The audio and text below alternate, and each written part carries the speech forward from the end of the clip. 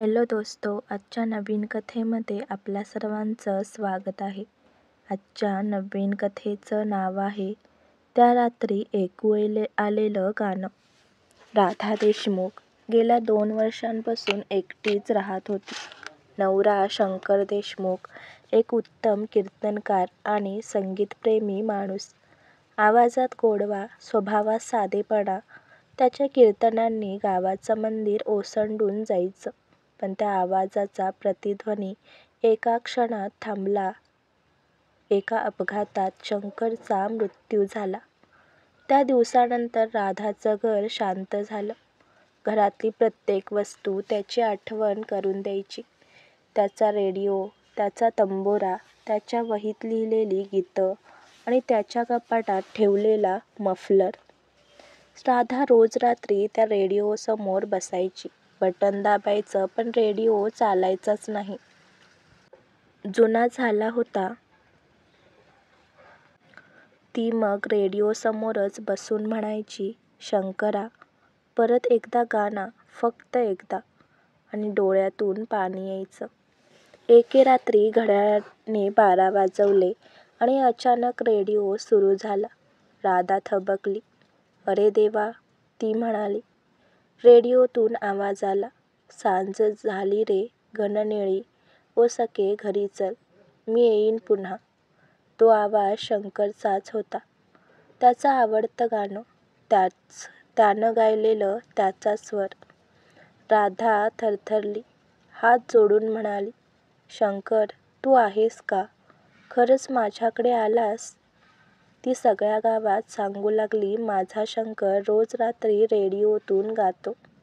लोक हसले. काहींनी भीतीने पाठ फिरवली, काहींनी श्रद्धेने हात जोडले. राधाचा मुलगा अभिजित पुण्यात नोकरीला होता. आईच्या त्या गोष्टी त्याला आधी गैरसमज वाटल्या, पण जेव्हा आईने फोनवर सांगितलं, बाळा, काल रात्री परत गाणं झालं, तो चिंताग्रस्त झाला. तो गावाकडे परत आला. आईला मिठी मारली. आई, रेडिओ कुठे आहे? ती म्हणाली, तोच आपल्या बाबांचा. तसाच ठेवला आहे मी. अभिजितने रेडिओ तपासला. जुना होता पण चालू होणं शक्य नव्हतं. पण त्या रात्री पुन्हा 12 वाजता रेडिओ चालू झाला. आई हसत म्हणाली, बघ बाळा, तुझा बाबा आलाय पुन्हा. अभिजित काहीच बोलला नाही, फक्त शांतपणे पाहत राहिला. दुसऱ्या दिवशी अभिजित गावच्या दुकानात गेला. तेथे त्याने जुने कॅसेट पाहिले. एकावर लिहिलं होतं, शंकर देशमुख, खास रेकॉर्डिंग 1998. त्याच्या डोळ्यात पाणी आलं. त्याने ते कॅसेट घेतलं, आपल्या फोनवर अपलोड केलं आणि त्या रात्री शांतपणे रेडिओच्या मागे एक छोटा ब्लूटूथ स्पीकर ठेवला.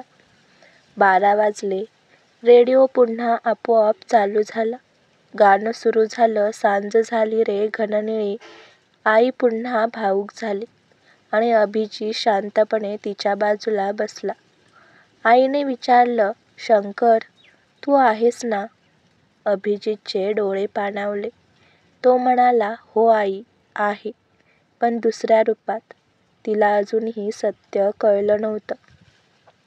एक दिवस राधा झोपलेली असताना रेडिओ चालू झाला नाही. ती उठली, घाबरली. अरे, आज का नाही आला शंकरा? त्यावेळी अभिजित खोलीत आला. त्याच्या हातात फोन होता आणि आवाज चालू झाला, सांज झाली रे घननिळी. राधा गोंधळली. हे काय बाळा, तूच? अभिजित म्हणाला, हो आई, मीच ते गाणं लावत होतो दर रात्री. आईच्या डोळ्यात मोठं आश्चर्य आणि दुःख दाटलं. का रे असं केलंस? अभिजित म्हणाला, कारण तू दर रात्री बाबांना आठवून रडायचीस. मला माहीत होतं की जर तुला असं वाटलं की बाबा अजून कुठेतरी आहेत तर तू जगशील.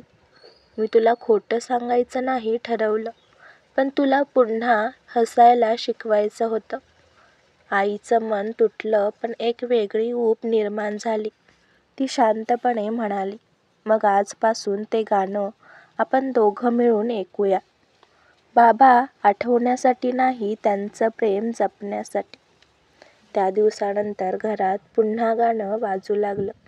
पण यावेळी अभिजितच्या फोनवरून नाही, तर राधाच्या आवाजात. ती म्हणायची, जिथं प्रेम खरं असतं तिथं मृत्यू फक्त थांबा घेतं, शेवट नाही. राधा पुन्हा मंदिरात जाऊ लागली, कीर्तन करायला लागली आणि प्रत्येक वेळा ती शेवटी म्हणायची, माझा शंकर अजूनही माझ्या स्वरात जिवंत आहे. एके दिवशी अभिजितच्या लग्नात राधा रेडिओसमोर ठेवून बसली होती. त्याचं गाणं पुन्हा वाजलं. सांज झाली रे घननिळी. लोकांनी विचारलं, आता तरी रेडिओ कोण चालू करतं? राधा हसून म्हणाली, आता तो माझ्या मनातच चालू असतो. तिच्या चेहऱ्यावर शांत स्मित आणि डोळ्यात एका आत्म्याचं प्रेम जिवंत होतं. कधी कधी भूतकाळाला विसरणं नाही, तर त्याला नव्या अर्थानं स्वीकारणं हाच जगण्याचा मार्ग असतो. आवाज नाहीसा होतो, पण भावना टिकून राहतात. आणि कधी कधी एखादं गाणं, एखादा रेडिओ आपल्याला पुन्हा जगायला शिकवतो. आजची कथा आवडला असल्यास व्हिडिओला लाईक करा, चॅनलला सबस्क्राईब करा आणि कथा कशी वाटली हे कमेंटद्वारे जरूर कळवा. व्हिडिओ जास्तीत जास्त शेअर करा. धन्यवाद.